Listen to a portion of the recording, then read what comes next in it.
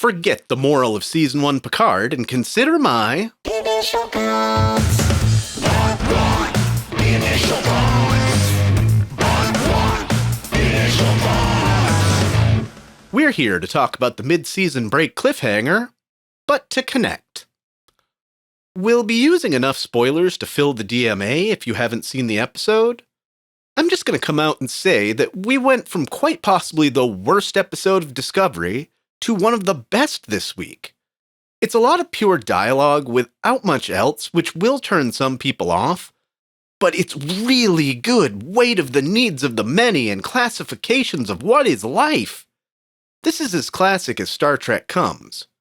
We get an appropriate-sized chunk of introduction, which is a good start.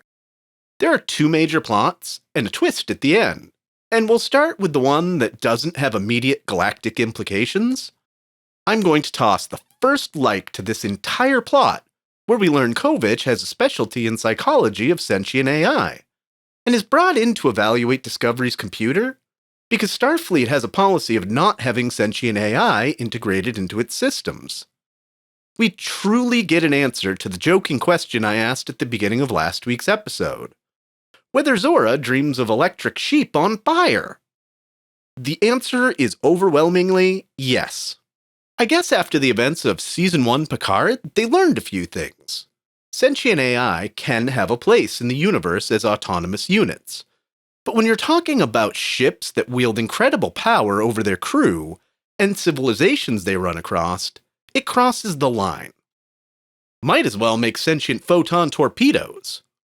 The whole thing is a nice callback to a top 20 episode of TNG in Measure of a Man. In the end, Kovich determines that Zora is a living being, and has the right to choose what she wants to do.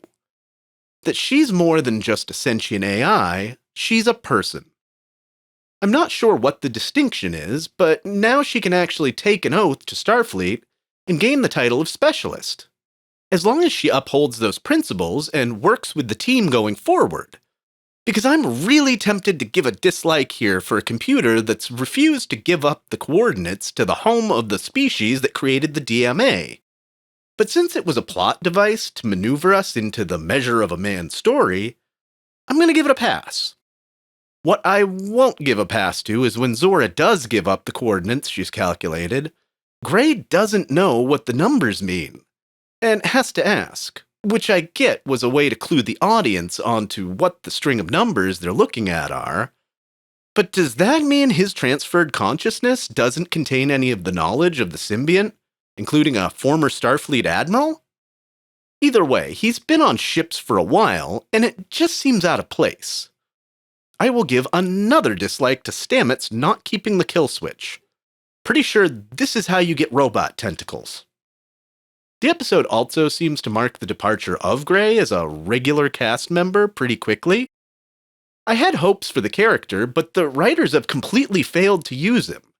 And if they're not going to, there's a Game of Thrones amount of characters on the show crying for development. I like the queer living family time hug goodbye with Paul, Hugh, Adira, and Gray as he leaves for Trill to begin his training as a guardian of the symbionts.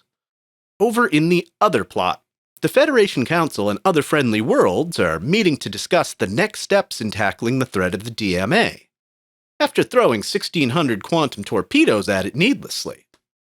It boils down to two proposals.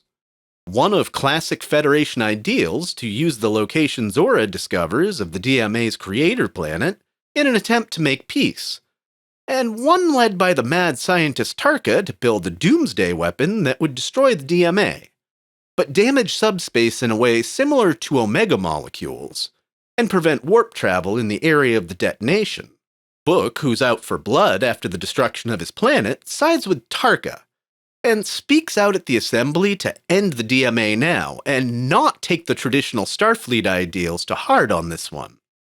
Burnham then in turn speaks out for traditional Federation values, of a peaceful solution first. I've been critical about some of Burnham's monologues over the course of the series, but you know what? This one is just the perfect mission statement of who the Federation is, and the cuts in between her speech and what's going on in the other plot with debate over what Zora is gets a huge like for me in this one. In the end, the delegates end up voting for the peaceful solution to make contact and hope to pull off an archer convincing the Zindi we're not so bad. Neither Tarka nor Book are willing to back down off their break out the nukes mindset. So, the cliffhanger we're left on is him stealing the prototype for a next-generation spore drive that he integrates into Book's ship. He makes a little jab there at TNG by saying the name of the unit needs to be rethought. Then Book jumps the two of them away, presumably to wherever the DMA came from. As for Burnham, your boyfriend just gave you a Dear John holo, is about to defy the rule of law voted on in the military-like organization you work for, and left his cat with you. I think this is how you get a cat. The ending gives us a quick trailer of scenes from after the break, which in true trailer fashion doesn't really tell us anything. But whatever's happening with Awoshikun being badass in a boxing ring, I'm down for. Some notable things from the episode include a full-blooded Cardassian, the inclusion of the Ferengi at the assembly on the DMA. The Federation has added 22 worlds to its members since Discovery first jumped to the future and solved the mystery of the burn. Gotta give a like to coming back to Saru and Navarre's leader's friendship, with him returning the favor of a gift of Canamar tea. And a final like, because as always, grudge, and a cage built for a queen. This season had a great first episode, then plodded along for the next 5, but finally got to the mid-season break and left us on a strong cliffhanger.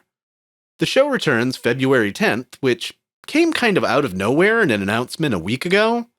Picard is supposed to start in February, so there's no word on whether that's pushed back its start date, or if both shows will run concurrently.